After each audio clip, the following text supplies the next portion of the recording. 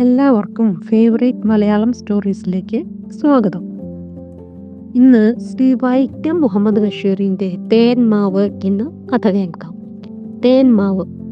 നിങ്ങൾ കേട്ടതൊന്നും ശരിയല്ല. ഞാൻ ഒരു വൃക്ഷത്തെയും ആരാധിക്കുന്നില്ല, സൃഷ്ടികളിൽ ഒന്നിനെയും. എന്നാൽ ഈ തേന്മാവിനോട് എനിക്ക് പ്രത്യേക സ്നേഹമുണ്ട്. എൻ്റെ ഭാര്യ അസ്മയ്ക്കുമുണ്ട് സ്നേഹം. അതിമഹത്തായ ഒരു പ്രവൃത്തിയുടെ അടയാളമാണ് ഈ തേന്മാവ്. അത് ഞാൻ വിശദമാക്കാം. ഞങ്ങൾ ആ മാവിൻ ചുവട്ടിലാണ്. ധാരാളം മാങ്ങയുണ്ട്. മാവിൻ ചുവട്ടിൽ വളരെ വീതിയിൽ വൃത്തത്തിൽ വെള്ളമണൽ വിരിച്ചിരിക്കുന്നു. അതിനു ചുറ്റും 2 വരിയിൽ കല്ലു കെട്ടിച്ച് സിമന്റ് ഇട്ട് അതിൽ വൃത്തത്തിൽ റോസാ ചെടികൾ പിടിപ്പിച്ചിരിക്കുന്നു. പല നിറങ്ങളിലുള്ള ധാരാളം പൂക്കളുണ്ട്. അദ്ദേഹത്തിന്റെ പേര് റഷീദ് എന്നാണ്. ഭാര്യയും മോനുമായി തൊട്ടടുത്തുള്ള വീട്ടിൽ താമസിക്കുന്നു. ഭാര്യയും ഭർത്താവും അടുത്തുള്ള സ്കൂളിലെ അധ്യാപകരാണ്. അദ്ദേഹത്തിന്റെ ഭാര്യ മാമ്പഴം ചെത്തി പൂളി 10-16 വയസ്സായ മകന്റെ കയ്യിൽ ഒരു പ്ലേറ്റിൽ കൊടുത്തയച്ചു. ഞങ്ങൾ ഇത് തിന്നു. തേൻ പോലെ മധുരമുണ്ട്. മാമ്പഴം എങ്ങനെ? തേന്മാവ് തന്നെ. ഇത് നമുക്ക് തിന്നാൻ സാധിക്കുന്നത് ഓർക്കുമ്പോൾ അത്ഭുതം തോന്നുന്നു. ഈ മാവ് നട്ടതാര്? ഇവിടെ നട്ടത് ഞാനും അസ്മായും കൂടി. മാവിനെ പറ്റിയുള്ള വിവരം ഞാൻ പറയാം. ഇത് ഞാൻ ഒരുപാട് ആളുകളോട് പറഞ്ഞിട്ടുണ്ട്. കേട്ടവർ സംഭവമെല്ലാം മറന്നിട്ട് വൃക്ഷാരാധനയാക്കി തീർത്തു. ഇതിൽ ഒരു ആരാധനയുമില്ല. മഹത്തായ ഒരു പ്രവൃത്തിയുടെ ഓർമ്മയുണ്ട്. എൻ്റെ അനുജൻ പോലീസ് ഇൻസ്പെക്ടറാണ്. ഇവിടെ നിന്ന് 75 മൈൽ അകലെയുള്ള ഒരു പട്ടണത്തിലായിരുന്നു അന്ന് ഉദ്യോഗം. ഞാൻ അനുജനെ കാണാൻ പോയി. എന്നിട്ട് അനുജന്റെ കൂടെ താമസിച്ചു. വലിയ പട്ടണമൊന്നുമല്ല, എങ്കിലും ഞാനൊന്ന് ചുറ്റിക്കറങ്ങാൻ ഇറങ്ങി. നല്ല വേനൽക്കാലമാണ്. ചൂടുകാറ്റാണ് അടിച്ചിരുന്നത്. വെള്ളത്തിന് ക്ഷാമമുണ്ടായിരുന്നു. ഞാൻ അങ്ങനെ നടക്കുമ്പോൾ ഒരിടവഴിയിൽ ഒരു വൃക്ഷത്തണലിൽ അവശനായി ഒരു വൃദ്ധൻ കിടക്കുന്നത് കണ്ടു. താടിയും മുടിയും നീട്ടിയിട്ടുണ്ട്. ഒരു 80 വയസ്സ് തോന്നിക്കും. തീരെ അവശനായി മരിക്കാറായ മട്ടാണ്. എന്നെ കണ്ടയുടനെ അൽഹംദുലില്ലാ മക്കളെ വെള്ളം എന്ന് പറഞ്ഞു. ഞാൻ അടുത്ത് കണ്ട വീട്ടിൽ കയറി ചെന്ന് വരാന്തയിൽ പത്രം വായിച്ചു കൊണ്ടിരുന്ന യുവതിയോട് വെള്ളം വേണമെന്ന് പറഞ്ഞു.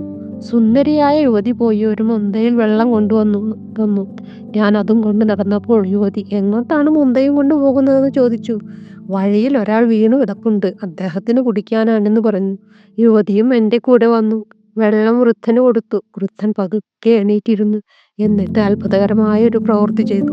മുന്തയും വെള്ളവുമായി എണീറ്റ് റോഡരികിൽ വാടി തളർന്നു നിന്ന തൈമാവിന്റെ ചുവട്ടിൽ പകുതി വെള്ളം വിസ്മി ചൊല്ലി ഒഴിച്ചു.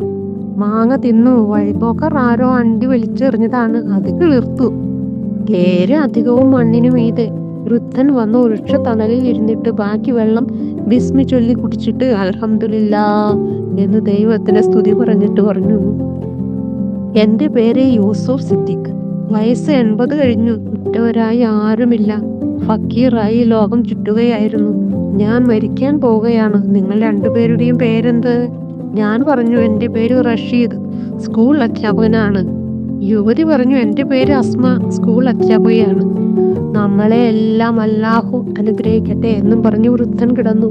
ഞങ്ങളുടെ കൺമുമ്പിൽ വെച്ച് യൂസുഫ് സിദ്ദീഖ് മരിക്കുകയും ചെയ്തു. അസ്മയെ അവിടെ നിർത്തിയിട്ട് ഞാൻ ചെന്ന് അനുജനോട് വിവരം പറഞ്ഞു. ഒരു വാൻ കൊണ്ടുവന്നു. മൃതദേഹം പള്ളിയിൽ കൊണ്ടുപോയി കുളിപ്പിച്ചു. പുതുവസ്ത്രത്തിൽ പൊതിഞ്ഞു കബറടക്കി. വൃദ്ധന്റെ സജ്ജിയിൽ 5 രൂപയുണ്ടായിരുന്നു. ഞാനും അസ്മയും 5 രൂപ കൂടി ചേർത്ത് മിഠായി വാങ്ങിച്ച് സ്കൂൾ കുട്ടികൾക്ക് കൊടുക്കാൻ അസ്മയെ ഏൽപ്പിച്ചു. അസ്മയെ ഞാൻ പിന്നീട് വിവാഹം ചെയ്തു. മാവിന് അസ്മ വെള്ളമൊഴിച്ചുകൊണ്ടിരുന്നു. ഞാൻ ഈ വീട് പണിയിച്ച് താമസമാക്കുന്നതിന് മുമ്പ് ആ പൈമാവിന്റെ വേര് പൊട്ടിക്കാതെ ഒരു ചാക്കു കഷ്ണത്തിൽ മണ്ണിട്ട് ഞാനും അസ്മയും കൂടി മാവ് പറിച്ചു കെട്ടി വെള്ളമൊഴിച്ചു. 2-3 ദിവസം മാവ് അസ്മയുടെ കിടപ്പൂറി മൂലയിൽ ചാരിയിരുന്നു.